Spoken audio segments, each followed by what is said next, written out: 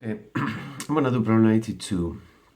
In this problem, they give you a triangle with two angles, 60 and 45, and they give you the side 1 and 2 here.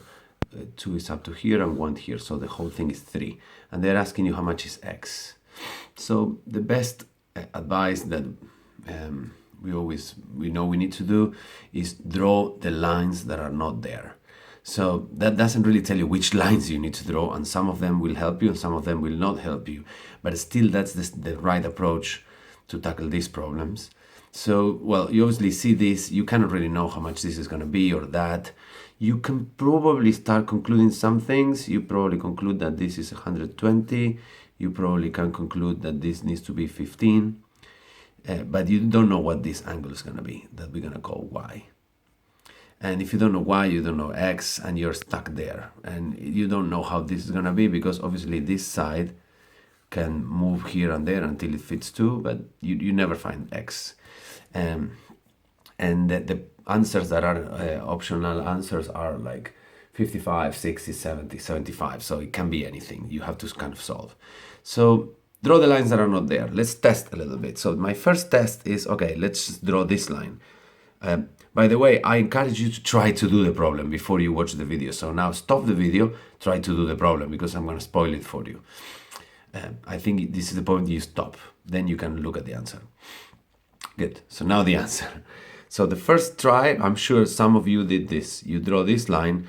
So you get that this angle is 45, this one is 75 because this one is 15. You get this one 90 because this is a 45, 45. You can compute this side, 1 over square root 2.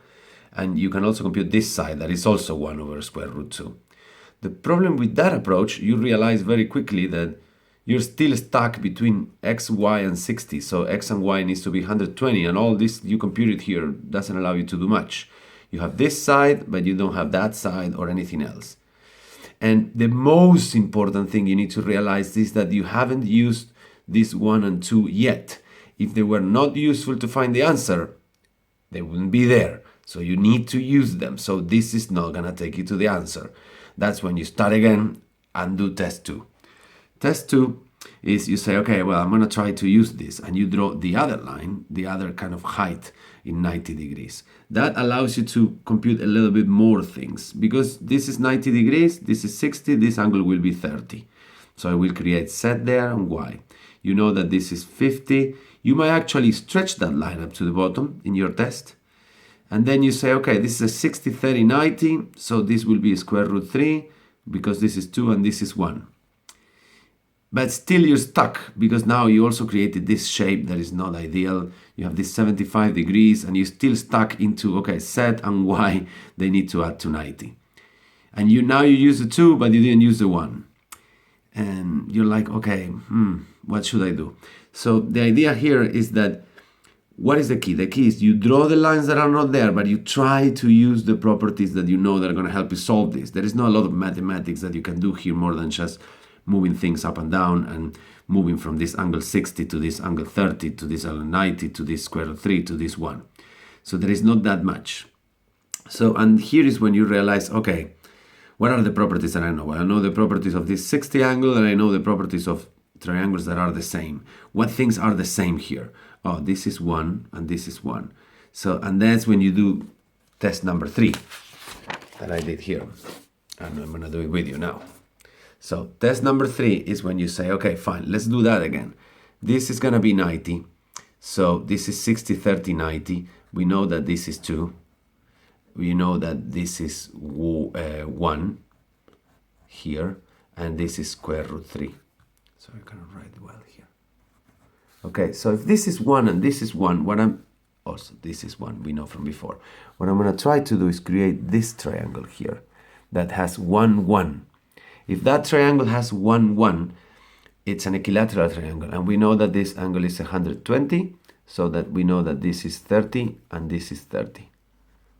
Okay, hopefully you can read it. Sorry, 30, 30. So now I'm in a different position because I have a 30, 30 triangle, 1, 1. I have used this 2, I have used this 1. That's what I'm trying to kill you. I'm trying to give you here is the killer is use the information that is there. So I use the 60 degrees, I use this. So now I have this 45. I know that this is 15. And now I look at this triangle, and this line is, this triangle is now 15, 15. So I know that this side is going to be equal to that side from one point. And here is basically when you say, okay, well, am I using all the information? When I'm using this is 1, this is 1, this is 15, this is 15. So what do I get out of that? Think for a minute. Okay, so the catch is that you also have another triangle.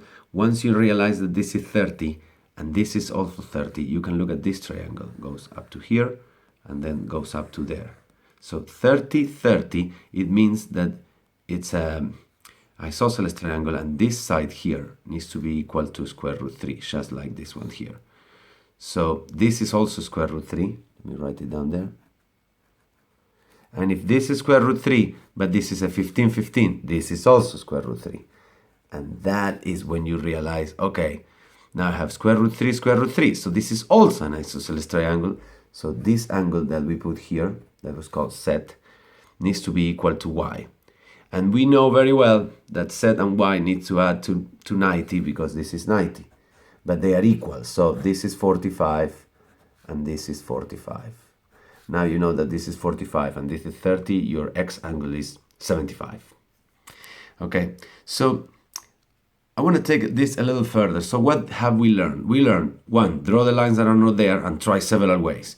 2, use all the information that is there, because otherwise you're not going to get to the answer. They will not give you information that you don't use.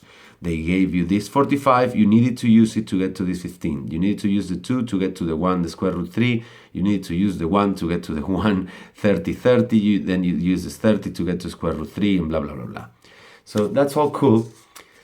And you kind of get into this mindset. Then every problem you get, you try to solve in the same way, and that's wrong. And that's why I'm going to put another problem here. So in problem 22, for example, you get this problem. They tell you there are 2 triangles here, but they have, the bases are parallel. The segment AC is 3 and CE is called X, and they are asking you to find X. They tell you that the area of the small triangle, ABC, if you multiply it by 12, you get the area of the big triangle, ADE. This is when you stop and you try to solve it yourself. So stop, do it yourself.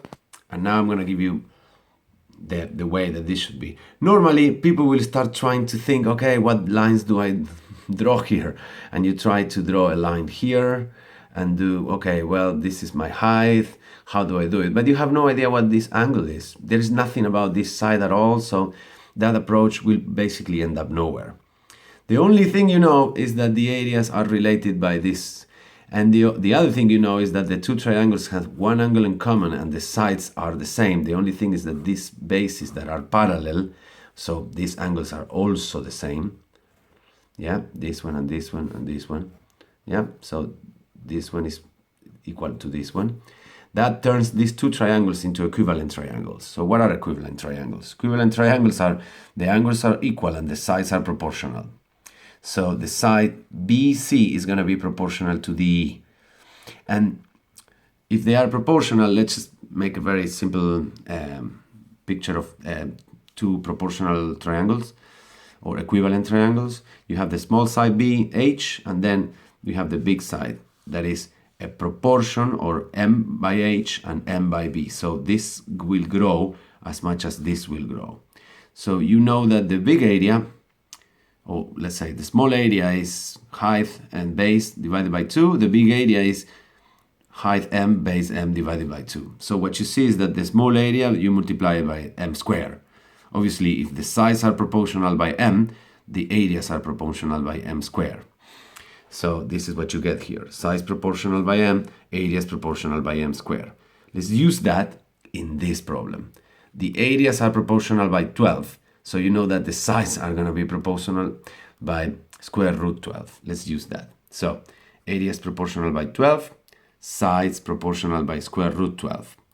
So what are the sides? Well, sides AC is 3. You multiply it by square root 12 and you get the side that is 3 plus x. Let me just show you the picture here.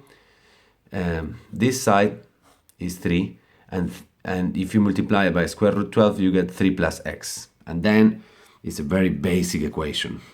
You just move the 3 to the other side and get simplify the square root, and you get to this answer. So what is the learning point of this? The learning point is that not all the problems you can solve with draw the lines that are not there, first of all. Second, it is important to draw the lines and try different ways, that what we did in the first problem, but it's also important to understand that more complicated problems will probably use equivalent triangles. And this is probably another learning from the equivalent triangles. Size unproportional by m, or a factor, whatever number, let's say 2, 3, 4, well, the areas will be proportional by m squared.